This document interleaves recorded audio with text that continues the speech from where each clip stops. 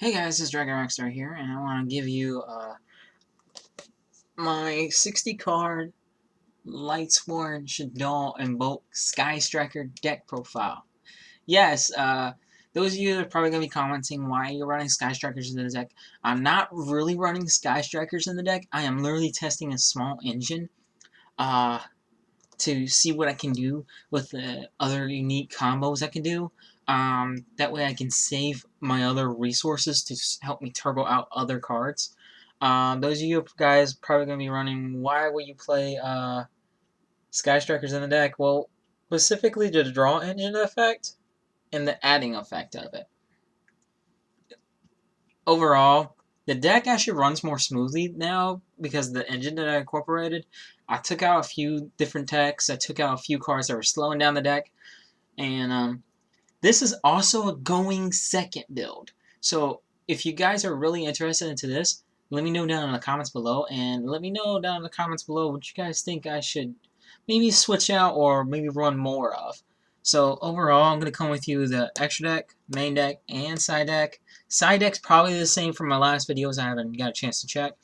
And I will be leaving a deck list down in the comments, down in the description below. So I hope you guys do enjoy that. That way, I know I forgot last time. I'm sorry. I was kind of in a hurry on uploading the video, so my mistake. This time I will leave down in the description below the deck list. But overall, let's go ahead and get started, right? Obviously, for the main deck, those of you that have been watching the channel, I'm always a Lightsworn fan. I'll probably be playing Lightsworns like no tomorrow. I will be trying to upload a few other deck lists and profiles once I get my hands on a few other cards for the rest of my decks. But let's go ahead and get started, right, guys? You came here to see this, so let's go ahead. For starters, for the Lightsworns, you run 3 Raidens, 3 Wulfs, double Felis, and double Luminas. That's all Lightsworns. Now, I think for my other deck list, I was playing Garroth. I wanted to see if Garroth would help me get more draws. He actually became more of a brick. Every time I seen him in my hand, I couldn't really go off. So, overall, I always like Raiden because he's your very first turn. Mill 4. Wulf is a free special summon. Felis helps you. It's the same thing as Wulf, but it's not always a free special summon. She's only a special summon off of monster effect. Lumina is amazing no matter what. Actually, I've been trying to figure out if I want to boost up Lumina again. Due to the fact I keep getting to a state where I can discard Lumina, summon Lumina, discard that Lumina, summon Lumina. Like, it's an infinite loop, and it's been going out pretty well. Overall, I've been trying to do that for a little bit. The Lightsworn engine works pretty well. There is a few little errors here and there when you might end up drawing a Lumina or a Wulf in the hand, but that's where the solar recharge and stuff is for that. But overall, I think the Lightsworn ratio is fine how it is now. I'm not probably going to update it or change it at all. I think it works perfectly how it is. For the Shadoll engine, you run 2 Shadoll Beasts, double Shadoll Hedgehog, 1 Squamata, 1 Dragon. I think my last video I didn't play Falco either. I think Falco is kind of slow. It is an amazing card to have. During late game, it could be possibly a game changer. I'm more going for the beginning of the game where I can establish a board to make it where my opponent can't go.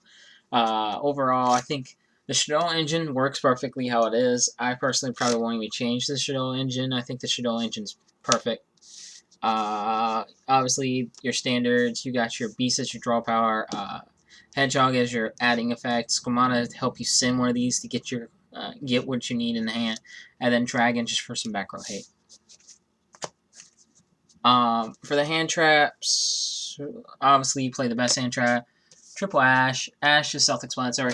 If you're wondering what's a better card, or those of you that are budget players, what's a substitute for this card, I would personally probably play Effect Feller. That way you guys can have a capability of getting around certain things if you guys don't have the money at times to get what you need. And throughout time, the more you pick up the Ash Blossoms, you could switch out the Effect Fellers and just keep going from there. Personally, Effect Feller and Ash Blossoms are pretty good in this format no matter what. Even though it's the beginning of the new format, I think Ash Blossoms can be very, very useful, and then Effect Feathers can be very, very strong. I consider these guys being hand traps because both you and your opponent have to discard a card and draw a card. It's a, I think it's a mandatory effect. Correct me if I'm wrong down in the comments below. Is this a really mandatory effect for both you and your opponent have to discard to draw a card? I just always wanted to know that. Personally, you draw him sometimes, but you don't draw him all the time. He's still there. He's pretty good how it is. I think any of the other dangers could be kind of slow for this deck, so I think Danger Mothman. The reason why I play Danger Mothman as well is because he's a level 4. He's a free special summon. I can go off with more combos. For the next part, triple Ophrys Scorpio for the Plant Engine, and 1 Cobra. These are self-explanatory. This is your best normal summon in the game. You hate drawing this, but this is literally the best card to draw. I would like to incorporate Lone Fire Blossom, but I ran out of room for the deck. I will sooner or later figure out what to update on that. Overall, it's pretty powerful. Double damage Juggler for the Clown Engine. Double Hat Tricker and the 1-Trick Clown. Personally, this is pretty good as an engine. I like having 2 damage jugglers, that way I can actually search out my monsters as quick as possible. Hat Tricker's perfectly how he is. Boosting it up could brick a lot of times, and then Trick Clown's amazing how it is. A Trick Clown is just a free special summon when it's sent to the graveyard, which is like Wulf. And that's what I love about him. For the Meaning Chaos Engine, I won Black Closet Soldier Envoy the beginning, Chaos Emperor Dragon Envoy the end, and then 2 Chaos Dragon Levianeer. If you're looking for a substitute to switch out for the Levianeers, I would probably play the Baby Dragons just in case, or if you guys can get your hands on Chaos Dragon Levianeer. It's self-explanatory. I know he's pretty expensive out as he is. Luckily, I picked up mine before it went spiked up pretty high. I would personally probably switch them out for like another Black Closet Soldier or Chaos Dragon Levianeer or Chaos Emperor Dragon. The reason why I probably switch out for him because he's pretty good no matter what. And those of you probably wondering, he is back at 2, so you can play 2 of them now, which is pretty good. So if you guys can't get your hands on these, probably get your hands on Black Closet Soldier Envoy Beginnings and go out from there. So overall, they're pretty good how they are. They all do amazing card effects. Most often you won't draw Black Closet Soldier and Chaos Dragon Levianeer. Or, I mean, most often you won't draw... I'm sorry, guys. I keep getting these 2 switched up. Most often you might not draw both of these, but in times when you do draw them, it's a game changer. And Chaos Dragon Levianeer is pretty good how he is. I only use it for its discarding effect against your opponent and the special summoning effect. But overall, they're pretty good. And then, obviously, I'm still playing Invoked. I played 2 Alester the Invoker, and I think these 2 is perfect. 3 is cloggy. Most often I would rather see him in the graveyard than in my hand. That way I can still get off with more combos. And then when I draw Invocation or get Invocation to my hand, I can banish him and banish another monster just to go out with more combos. And then you play the 1 Garnet for the Brilliant Fusion. As you probably know, I am a big Brilliant Fusion fan. I wish Brilliant Fusion never got hit, but sadly it deserved to be hit due to the fact it's too powerful for Thunder Dragons, but Garnet's perfect how it is. For the spell cards, which got a little bit of changes here and there, I play Triple Charge Light Brigade, Triple Solar Recharge, both self-explanatory. You still play the Triple Shadoll Fusion. I played all these at triple. This is all self-explanatory. These are all at 3, which just makes the deck run really smoothly. So personally, I think those are pretty all good at 3. Let me just double make sure. Yep. I play 1 Shadoll Fusion because 2 was kind of like bricky at some points. I kept seeing it in my hand, and I went in the graveyard so that like Construct can go off. Then when you have Predaplant over Scorpio on the field, you can't really discard it. You have to discard a monster, which is the sad thing. So I think Shadoll Fusion is pretty good how it is. I send it with Construct, and then when I link away with Construct, I get it back to my hand. And then I keep it in my hand and just go off from combos during my opponent's turn. Now, for the little engine that I spiced in, I played 2 Sky Striker Mobilize Engage and 1 Sky Striker Mecha Hornet drones. Now, the reason why I put this engine in, because the Pot of Desires didn't really do as good as I expected. And trap card level 4 guy that I used, I think it was Shade Brigade, something like that. They were good. It's just Desires. I got tired of banishing all my cards from the top of my deck, so I figured I'll try out the Sky Striker engine, and so far it runs pretty well. You use Mobilize Engage to search out Hornet drones, and then you go activate Hornet drones, summon the token, link away with the token for Kangari. Kagari's effect adds Hornet drones back to your hand, activate Scorn drones, get another token, and then link away. Which didn't even use anything but 2 cards, just to get you a link monster on the board, which is actually pretty powerful for this type of deck. Most often you might always draw Mobilize Engage, but it's there when you need it as fast as possible. You might sometimes draw Hornet drones, which can still get you there no matter what. Personally, this is the engine I am going to keep testing out and see how well it runs. Personally, I think I'd rather abuse the Sky Striker engine while I have it. I will be trying to make a Sky Striker deck too, but it will take me time to get the rest of the cards that I need. Hopefully I can get the deck profile out before the October ban list. If not, I'm sorry guys. I've been working on so many other decks to provide to you guys. So I hope you guys do enjoy a lot of these videos that I'll be trying to upload to you. For the Invoke engine, you can still play Magical Meltdown, Invocation. Still amazing, still powerful. It's self-explanatory for both of these cards. This gets you Alester the Invoker, then summon Alester the Invoker, gets you Invocation, you just go off from there. For the fusion, the rest of the fusion spell cards, play the 1 Brilliant Fusion and 1 Instant Fusion, both self-explanatory, both searchable from Predaplant over Scorpio. You could just go off from there a lot. It's just pretty powerful how it is. The 1 Foolish Burial and then 1 Monster Reborn for the other 1-ups. They're both self-explanatory.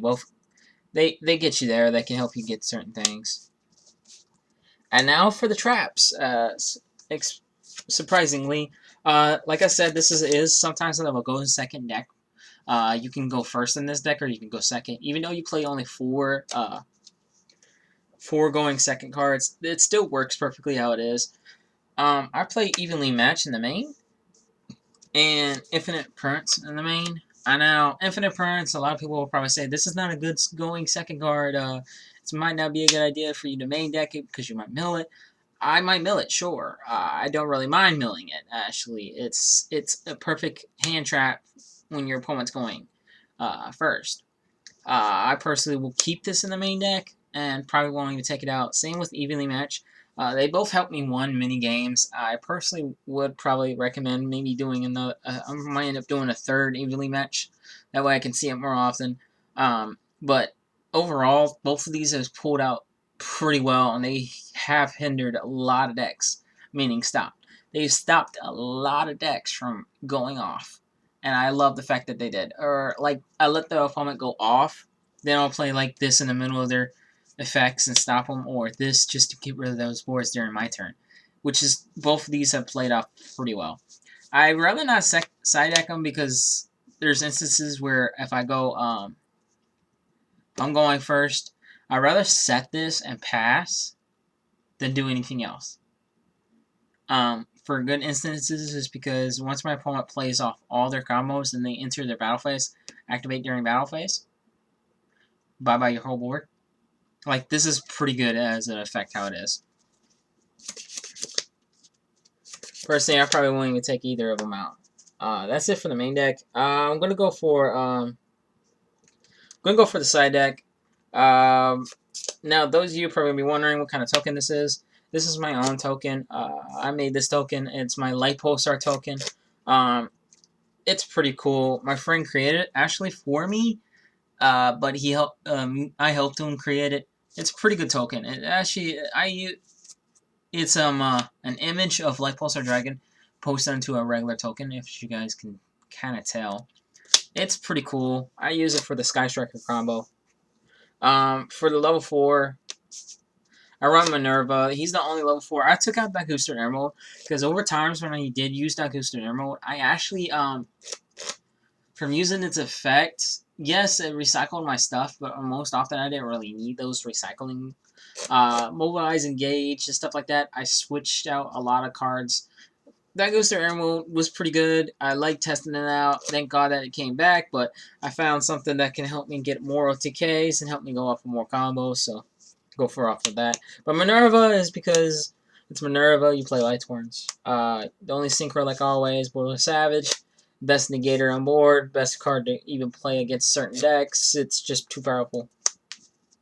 For the fusions, one Invoked Mecha. Mecha self-explanatory. It's for the Invocation combo. He's basically your free negation on board. Especially when you have both Warlord Savage and him on board. It's explicitly extremely awesome. And you also have like either Construct or Window on board. With those two, it's just like an endless, I'm going to have a hard time, your opponent will pretty much say out loud. Or like, you don't even need Construct. You could just have these three on board. It's literally game. But Construct does get you there in certain cards, certain effects. I personally love Construct how it is. But these are all overall, if you have these all on board, you pretty much win the game. Construct and Window is self-explanatory. You play the Shadoll engine, you have to play them. For the other fusions, you play one Gemini Seraph Knight and then the one Mud Dragon of the Swamp. Both self-explanatory. I love Mud Dragon's effect to switch attributes because it helps me go off of more combos with another Link monster and a couple other Link monsters I played in the deck. I love its effect to switch his attribute, which is actually pretty badass in my personal opinion. The Seraph Knight self-explanatory. You play the Brilliant Fusion engine, you have to play it. For the Link monsters, I play the one Sky Striker and Kagari. For the Hornet drones and engages, it helps you get off with your combos there. It's both self-explanatory. One Alester the Invoker. Alester the Invoker is pretty much self-explanatory. I do use him more often. When I summon him, he usually probably be the last Link monster up top in the corner. Or he might, I might already use him to go off of more combos.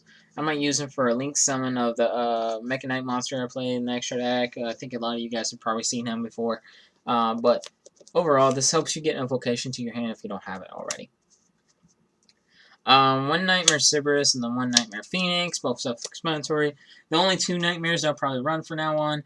I have been testing out Nightmare Unicorn, and so overall he's been doing bricks for some reason. Like, when I summon him, I kind of waste a little bit more resources than expected, so I personally have cut out Nightmare Unicorn because most often I don't really need him on board. I pretty much will already have my board already set up. I switched him out for another Link monster because most often I need this other Link monster, which is Curious, the Lightsworn Dominion. She's actually helped me out pretty well, or he or she. I can't really get his name, or I can't really get his, Ginger right. But it's pretty. I brought her back. I figured it's time for him to come back. It's powerful how it is. It helps me get what I need in my graveyard. Most often, that's the reason why I love Swamp Mud Dragon's capability to switch his attribute. I can switch his attribute to Light. And I'll probably have Minerva and probably another level 4 Light monster on board. I'll link away with all of them, summon out Curious, and just gets my plays going. For the Link Force, which is actually more than one Link 4 now, I play the one Mecha Knight Crusader Ecromax. He's basically your staller. He helps you stall against a lot of your opponent's card effects. Best part, he can't be targeted, so it basically helps you get around certain things. Then you play, which is the newest card I finally got my hands on. Thank God. A lot of you guys are probably going to be like, oh, I can't get my hands on it. It just spiked up. Oh, it came up in price. Yes, I know. Personally, you could probably play Nightmare Griffin instead of what I'm about to show you. Or you could play Mecha Knight Crusader Incremax. He's another substitute for this card. But I had a little bit of room in the extra deck, so I pretty much play him, which is Shadoll Dragon.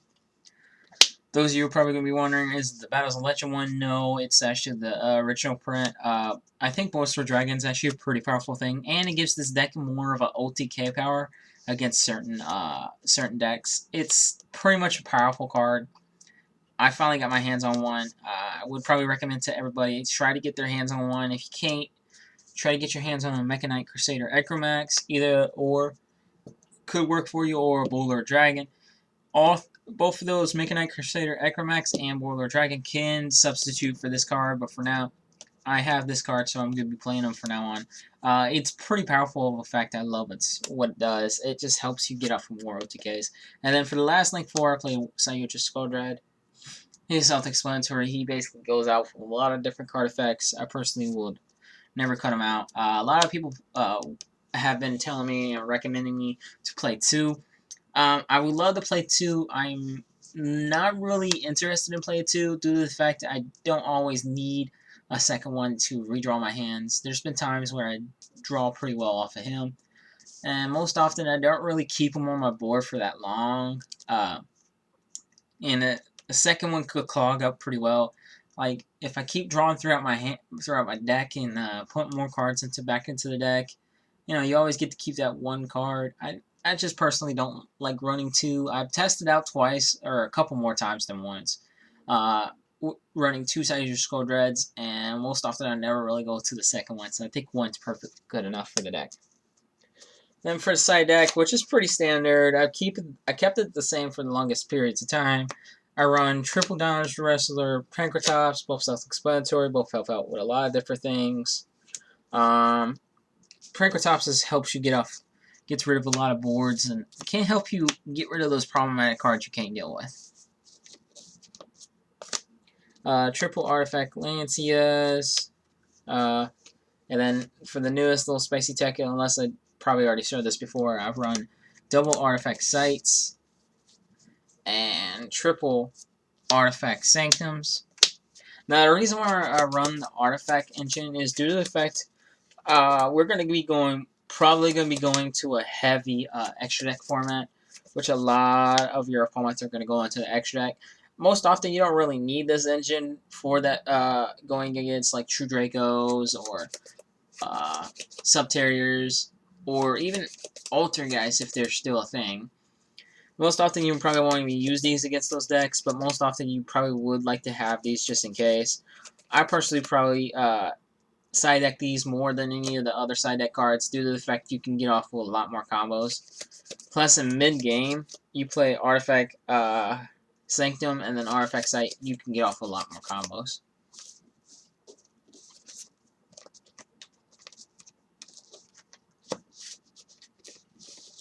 Oh, sorry guys. Then for the last couple of cards I run on my side deck, I run Triple Twin Twister. Triple Twin Twister is good against all stall decks. It's pretty amazing how it is. It's self-explanatory.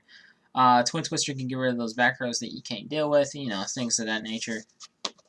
It's good against all kinds of different decks. And then the one Abyss Dweller, I'm still afraid of those decks where are coming out that my opponent will abuse of using their graveyard more. So I tend to use Abyss Dweller against like Burning Abyss or Burning Abyss. Let's see. You got Burning Abyss, you got Infernoids. Due to the fact that Infernoids finally got Monster Gate back, Infernoids can be able to play off pretty well. I don't like certain other decks, such as like going against mirror matches too. If I'm going against another Lightsworn deck, I won't really like that. Personally, probably like I will always probably switch out one of the other extra deck monsters, maybe Boar Sword sometimes to switch out for Abyss Dweller. You might not even know. Personally, I think Abyss Dweller is good as side deck, not main deck. I've tried him so many times and maining it in my extra deck, it's just bricks and clogs. Personally, I probably won't even... there's been times where I don't really need Abyss Dweller, but I think Abyss Dweller is still a good thing. Those of you probably going to be wondering, why would you side deck an extra deck monster? Extra deck monsters are always okay to side deck, depending on what kind of matches you're going against, and depending on what kind of meta you're going against. Like, if you guys get what I mean. But Abyss Dweller is pretty badass how it is. I personally probably won't even cut it out.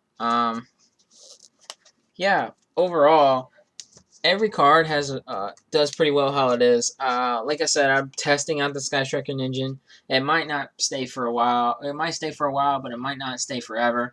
I will be trying to switch out other engines. I will be trying to upload a few other deck profiles sooner or later in these upcoming weeks, so I hope you guys do enjoy those. Overall, I think this deck runs pretty smoothly. There is probably going to be a couple things I probably switch out in the next couple of weeks or so, maybe in the upcoming formats. But overall, I think this deck runs pretty well. I hope you guys do enjoy. Uh, like I said, I will be trying to do. Also, I'll be trying to do a couple more binder updates. I got me a couple new binders filled with a couple new cards. I've been switching a few of the binders around, trying to organize certain collections and stuff. So I will be trying to do that as well. So overall, I hope you guys do enjoy this video. And like always, Dragon Rockstar is signing out.